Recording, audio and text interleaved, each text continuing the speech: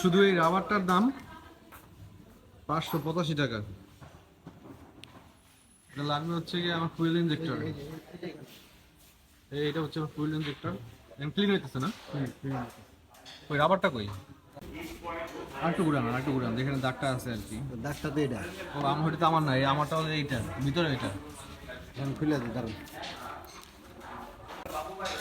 এটা হচ্ছে আমার ফুয়েল ইনজেক্টর। এই যে এই রাবারটার দাম হলো গিয়ে 585 টাকা।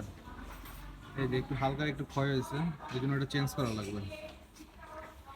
আর এটা হলো গিয়ে ওই রাবারের দাম 525।